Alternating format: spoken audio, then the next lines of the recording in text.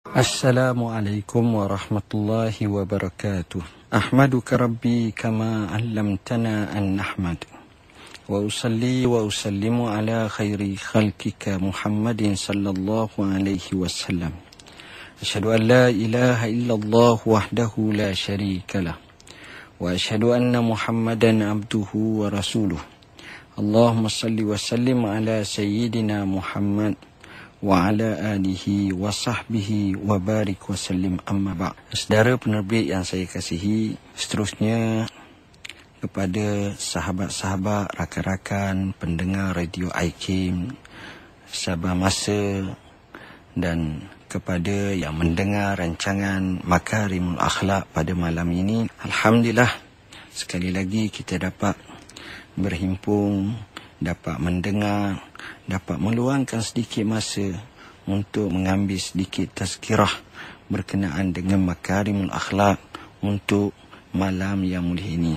Mudah-mudahan Allah beri kepada kita semua kesihatan yang baik, hati yang bersifat lapang, jiwa yang tenang, dan sentiasa ingin kembali kepada Allah Rabb Al-Alamin. Sidang pendengar Radio IKIM yang saya kasihi sekalian, kadang-kadang kita berada di rumah kita, kita banyak duk fikir macam mana kita nak menjadikan rumah kita ini selaras dengan baiti jannati, rumahku syurgaku. Inilah yang kita dambakan, inilah yang kita harapkan, inilah yang kita mahukan.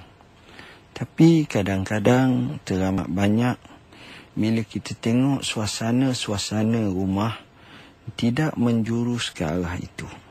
Terlalu banyaknya lara, lalai, hiburan yang begitu bebas atau melampau daripada apa yang telah digariskan oleh syariah atau panduan dari segi syariahnya. Jadi perkara-perkara macam ini mungkin akan menggerhanakan rasaan bahagia dalam sesebuah rumah. Persoalannya mungkin pada malam ni saya nak ajak kita bincang sama-sama, nak renung sikit. Apakah perkara yang boleh kita buat satu pengisian di rumah kita untuk memakmurkannya, untuk mencahayakannya dengan cahaya Islami, dengan cahaya imani, dengan cahaya ditaufik dan dihidayahkan oleh Allah Rabb Al-Alamin. Ini yang kita harapkan dan ini yang kita mahukan, supaya apa yang kita mahu ini benar-benar kita rasakan sebagaimana yang kita nyatakan, baiti jannati, rumahku syurgaku. Jadi tuan-tuan, puan-puan, sidang pendengar Radio IKIM yang saya kasihi, dalam rancangan Makarimul Akhlak ini, inilah yang kita nak bahaskan pada minggu ini. Untuk itu, saya nak sebut sebuah hadis Nabi SAW, dan mungkin daripada hadis ini kita cuba untuk selesaikannya, kita huraikannya, kita tafsirkannya dengan sebaik mungkin, insya-Allah, dengan masa dan waktu yang ada pada kita ini. Antaranya daripada Anas bin Malik radhiyallahu an. Beliau menyatakan bahawa Rasulullah sallallahu alaihi wasallam pernah bersabda, "Nawwiru manazilakum bis-salati wa qira'atil Qur'an." Hadis ini riwayat Al-Baihaqi dalam Syu'ab Al-Iman. Cahayakanlah rumah-rumah kamu dengan solat dan juga bacaan Al-Quran. Tengok tuan-tuan, rumah kita ni kalau boleh cahayakanlah dengan yang dipanggil sebagai solat dan juga bacaan Quran. Dia banyak lagi lah kita boleh buat dengan akhlak yang baik dan sebagainya, tapi kita nak fokus dua perkara ni. Yang pertama, Rasulullah sallallahu alaihi wasallam menyebut cahayakanlah rumah kamu. Kita tahu rumah kita ada elektrik, rumah kita ada lampu, rumah kita ada macam-macam yang menyebabkan menjadi terang rumah kita. Ini zahir. Tapi yang lebih besar daripada itu ialah batin. Batin ni maknanya rasaan kedamaian hati kita tak kala kita bersama berada dalam rumah tu. Contohlah, katakan kita datang ke sebuah rumah. Kita masuk saja rumah, kita rasa begitu tidak selesa. Kita rasa rimas dengan keletah si anak-anaknya, dengan radio atau dengan TV yang dipasang, dengan lagu-lagu yang terlalu peliknya, bising hingga benganya, dengan tempik melolongnya, dengan bahasa yang begitu kasarnya, dengan tidak menutup auratnya, dengan kebersihan yang amat lemah. Semua sekali itu bercampur bau yang menyebabkan kita tidak selesa berada dalam keadaan seperti itu. Bahkan kita rasa susah hati, bahkan kita rasa rimas. Maka di situ kita faham, kerimasan itu bukan kerana bentuk rumah semata-mata, bukan kerana rumah tu kecil, bukan kerana rumah tu tak cukup alat, bukan kerana rumah tu tak ada elektrik atau air, tapi terlalu maknawi. Sebaliknya, mungkin kita pergi sebuah rumah kawan kita, sahabat kita, rumah kampung dengan sedikit tanah yang ada dan lamang di depannya. Rumah pun jenis cara lama, secara kayu zaman dulu. Sekarang ni kayu mahal lah, tapi dulu, kita cerita hak dulu. Seadanya, bila kita masuk, kita tengok dan kita rasa kedamaian, kita rasa keseronokan, kita rasa ketenangan, kita rasa begitu hebat bila kita masuk seronok. Dengan sifat menghormati tetamu, melayang tetamu, sifat dalam keadaan begitu bertimbang rasa, tasamuh dan juga toleransi, meraihkan. Dan kita tengok pula syiar Islam itu diwujudkan. Tengok-tengok keluarga sibuk dengan sembahyang berjemaah, sibuk dengan acara-acara yang baik. Maka pada masa itu kita kata, alangkah baiknya rumah ni. Seronok saya berada di rumah ni. Tenang jiwa, sejuk mata memandang. Bahasa-bahasa yang menggambarkan kepuasan jiwa dan hati. Inilah yang kita nak bincang pada malam ni. Berdasarkan kepada hadis yang saya sebutkan tadi, Rasulullah sallallahu alaihi wasallam menyatakan, "Nawwiru manazilakum bis-salah." Hiasilah rumah kamu dengan solat. Wa qiraatil Quran, bacaan Quran. Tengok. Yang pertama, rumah ni bila banyaknya orang solat, maka rumah ni bercahaya. Sebab Nabi sendiri kata dalam sebuah hadis, "Was-salatu nur." Solat itu cahaya. Dan tafsiran para ulama seperti Imam Nawawi rahimahullahu ta'ala dan lain lagi, bila sebut cahaya di sini, bukanlah makna cahaya tu bila kita sembahyang tu keluar macam elektrik ke. Tak. Cahaya di sini dengan makna kedamaian, ketenangan, taufik, hidayah, rasaan hati, semuanya bercampur keseluruhannya membentuk satu bentuk yang cukup-cukup baik. Baik. Solat ni, kalau kita tengok, menjadi pasak utama. Pertama, bila rumah ni yang menjadi ketua ialah sudah pasti bapa atau suami yang berada dalam rumah, dibantu oleh ibu atau isteri. Dan anak-anak juga memainkan peranan untuk menjadikan rumah tersebut begitu indah dan seronok. Baik. Bila mana si bapa, si ibu, si isteri, si ayah bersama-sama membina rumahnya dengan syiar solat. Wa'mur ahlaka bis-salah wastabir 'alaiha. Perintahkanlah saudara kamu, keluarga kamu, ahli kamu untuk solat dan sabar atasnya. Orang nampak syiar solat tersebut.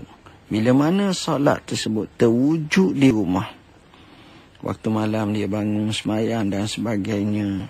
Begitu juga pada waktu tertentu dia semayang. Semayang sunat dibanyakkan. Sebab Nabi tak mahu rumah kita ni jadi macam kubur. Apa maknanya jadi macam kubur? Maknanya tak ada solat. Solat, orang tak solat atas kubur kecuali solat gaib.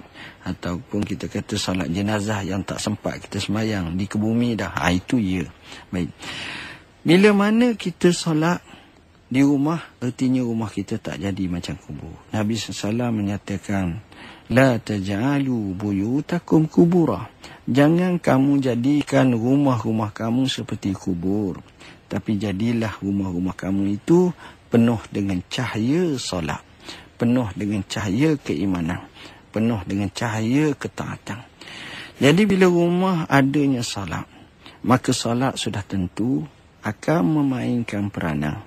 Sebab sifat solat dan ibadat ni, dia akan menatijahkan sesuatu. Tak kala dilaksanakan dengan sebaik mungkin. Apa dia natijah solat? Sebagai contoh, Allah menyatakan, Inna salata tanha anil fahsya'i wal munkar. Sesungguhnya solat itu dapat mencegah perkara yang fahsyak, kenyataan-kenyataan percakapan yang keji, dan juga mungkar, perbuatan-perbuatan yang mungkar. Contoh, jadi orang yang solat ni, dia tak akan buat macam itu. Maknanya, dengan dilakukan ibadat solat, telah membina peribadi-peribadi yang mendiami rumah tersebut, telah melaksanakan amal ma'ruf dan nahi mungkar, dan telah melaksanakan perintah Tuhan dan meninggalkan larangan Tuhan. Bermaknanya akan berlaku hablum minallah dengan baik. Ketika itu syaitan tak dapat untuk menggoda, mewaswaskan hamba-hamba Allah yang sentiasa beristiqamah dalam melaksanakan acara ibadat kepada Allah Rabb al-Alamin. Inilah yang kita dambakan, tuan-tuan, puan-puan yang dirahmati Allah, pendengar Radio Aikim yang saya kasihi sekalian. Jadi, bila mana Nabi SAW menyuruh kita melaksanakan solat di rumah, bukan makna kita tak perlu pergi masjid.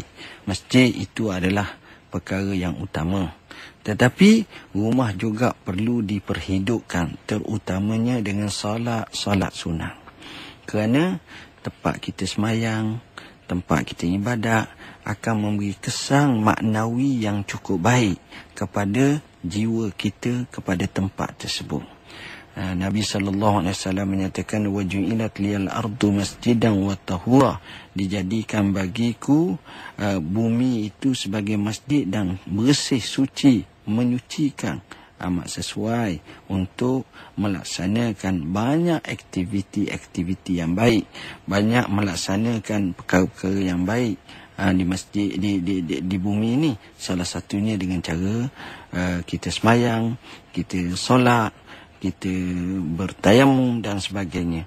Artinya kena penuhi, termasuk juga rumah kita. Jadi bila kita solat, sudah pasti akan jadi baik. Yang seterusnya, Nabi SAW sebut, rumah kamu juga kamu cahayakan dengan waqira'atil Quran, baca Quran. Jadi bila orang banyak baca Quran, tuan-tuan tahulah bila gemar baca Quran. Ingat tak masa kecil-kecil dulu, sebagai contoh, orang-orang kampung, kalau dia berjalan tepi rumah orang lain, dia dengar pak de, mak de, pak lang, mak lang, pak ngah, mak ngah sedang baca Quran di rumah. Apa kata dia? Bagus pak ngah, mak ngah ni. Bagus pak de, mak de, pak lang, mak lang dan sebagainya ni. Rajin baca Quran. Ingat kepada Allah Rabb al-Alamin. Tapi sekarang tak, tuan-tuan. Kita lalu ke tepi rumah orang, dengar TV je banyak. Rancangan di radio je banyak. Bukan saya kata tak boleh dengar radio, boleh, TV boleh. Cuma kita pilihlah siaran yang baik, yang boleh mendekatkan diri kita kepada Allah, memberi kefahaman dan pencerahan kepada agama kita. Tapi isunya di sini nak sebut, guna juga sejuzuk daripada masa kita untuk baca Quran. Cuba kita renung tuan-tuan sekalian. Ni bab Quran sebagai ringkas sajalah. Bila kali terakhir kita pegang mushaf? Bila kali terakhir kita pegang mushaf? Bila kali terakhir kita khatam Al-Quranul Karim? Bila kali terakhir kita baca Al-Quranul Karim? Berapa banyak kita baca Al-Quran pada kali terakhir kita baca Quran dengan melihat kepada mushaf, kepada Quran? Berapa banyak kita buka tafsirul Quran untuk memahami dan memaklumkan sebagai satu makluman yang baik berkenaan dengan maksud ayat-ayat Al-Quranul Karim. Jadi semuanya itu memberi satu sentakan kepada kita betapa ramai di kalangan kita. Saya tak kata orang lain, saya muhasabah ini tuan-tuan juga kepada diri saya, kepada keluarga saya, atau dengan kata lain kita lah sama-sama. Betapa kita merasakan bila keadaan itu kita ni terlalu jarak dengan Al-Quranul Karim. Kita terlalu jarak dengan Al-Quranul Karim.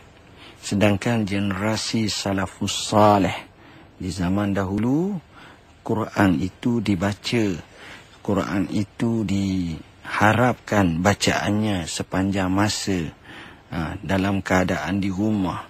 Sehingga generasi mereka digelar sebagai generasi Quran yang unik. Dia bukan sekadar tahapan membaca, tapi mereka faham, mereka mengerti. Bukan sekadar faham dan mengerti, tapi mereka beramal dengan Al-Quran. Sehingga Quran menjadi perlembagaan hidup mereka. Sebagai misaqul hayah, Al-Quran menjadi dusturul hayah. Jadi bila ini, sudah tentu mereka akan dapat banyak maklumat-maklumat secara langsung kerana sifat Al-Quran ini merupakan wahyu ilahi yang terpelihara daripada salah dan silap menjadi pedoman dalam kehidupan kita. Hudan linnasi wa bayyinatin minal huda wal furqan. Menjadi hidayah kepada manusia dan menjadi keterangan-keterangan daripada hidayah dan juga pembeza-pembezanya. Itulah hebatnya Al-Quranul Karim ini. Tuan-tuan dan puan-puan yang dirahmati Allah, justru marilah sama-sama kita budayakan dengan budaya membaca Al-Quranul Karim. Kalau kita boleh baca Al-Quranul Karim, maka sudah pasti kita akan merasakan jiwa kita ini akan tenang dan kita faham Al-Quran dengan sebaik-baiknya. Saya nak sebutlah sikit macam mana sejarah salafus salih berkenaan dengan mereka begitu prihatin. Ada yang mewajibkan anak-anak mereka tu belajar Quran, sebagaimana juga mereka mengajar tentang peperangan yang disertai oleh Rasulullah SAW. Mereka cerita tentang perang Badar, perang Uhud, perang Khandaq dan sebagainya, untuk memberi satu semangat dan motivasi, sifat keperkasaan, keperwiraan, sifat jati diri, sifat tidak beralah, sifat tegas, sifat baik yang wujud dalam semangat jiwa umat Islam ini. Tuan-tuan dan puan-puan yang dirahmati Allah, Ibn Khaldun sebagai contoh, dalam kitabnya yang terkenal Al-Muqaddimah, telah menyarankan betapa pentingnya mengajar dan menyuruh anak menghafaz Al-Quran. Dan beliau menerangkan bahawa mengajar Al-Quran merupakan asas pengajaran seluruh sukatan pelajaran lain. Maknanya, nak masuk perbincangan ilmu, sebenarnya Quranlah asas utamanya. Ini dalam Islam. Ini yang penting. Seorang khalifah zaman dulu, kalau kita dengar, seorang khalifah namanya Hisham bin Abdul Malik, telah menasihatkan guru kepada anaknya. Dia khalifah, mungkin masa pengajaran kepada anak tak banyak sangat. Jadi dia panggil guru dia, guru anak dia tu, dia nasihat kepada anak supaya mengajar Al-Quran dan syair yang bermutu. Syair ini akan memfasihkan lidah, akan menjernihkan kefahaman, akan memberikan bahasa yang cukup nilai tinggi, bermutu, sastrawan lah. Juga ucapan yang bernas mengajak akhlak yang mulia dan cara bergaul dengan manusia. Kata-kata dan pesanan ini memberikan kita gambaran yang jelas mengenai kesedaran yang bersungguh-sungguh dalam masyarakat Islam yang lampau, di mana pemerintah atau rakyat, para ulama atau orang awam, guru ataupun murid akan begitu cakna dan prihatin dalam melaksanakan hal berkenaan dengan Al-Quran ini. Tuan-tuan dan puan-puan yang dirahmati Allah, oleh kerana itu, marilah sama-sama kita cuba baja rumah kita, kita suburkan dengan bacaan Quran, dengan sembahyang.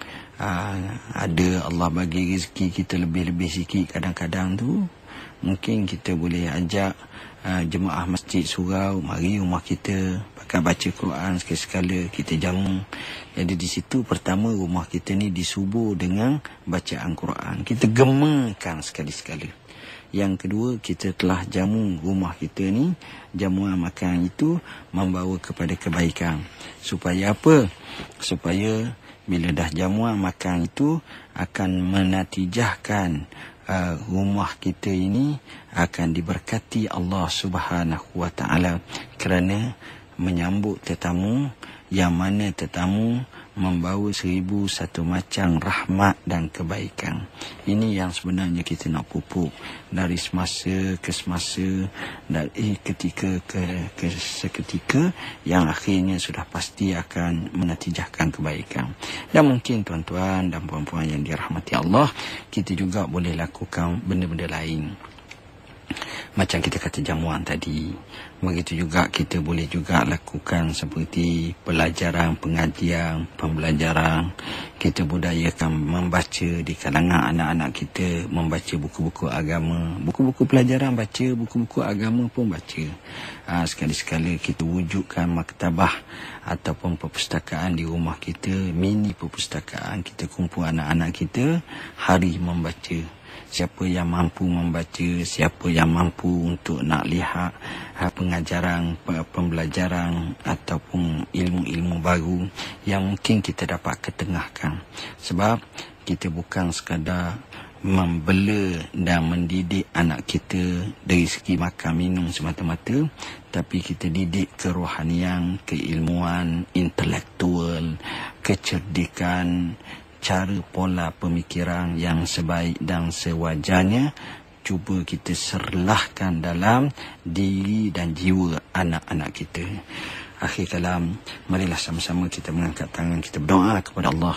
Mudah-mudahan Allah limpah ruahkan kepada kita kebaikan hidup kita. Bismillahirrahmanirrahim. Alhamdulillahirabbil alamin. Wassalatu wassalamu ala asyrafil anbiya'i wal mursalin wa ala alihi washabihi ajmain. Allahumma faqqihna fid din wa 'allimna ta'wil. Allahumma ij'alna minal ladzina yastami'una al-qawla fayattabi'una ahsanah. Allahumma ati nufusana taqwaha wa zakkiha anta khairu man zakkaha anta waliyuha wa maulaha. Allahumma rabbana 'alaika tawakkalna wa ilayka anabna wa ilaikal masir. Allahumma rabbana atina fid dunya hasanah wa fil akhirati hasanatan wa qina azabannar. Wa sallallahu ala sayyidina Muhammadin wa ala alihi washabihi wasallam. Walhamdulillahi rabbil alamin. Wassalamu alaikum warahmatullahi wabarakatuh.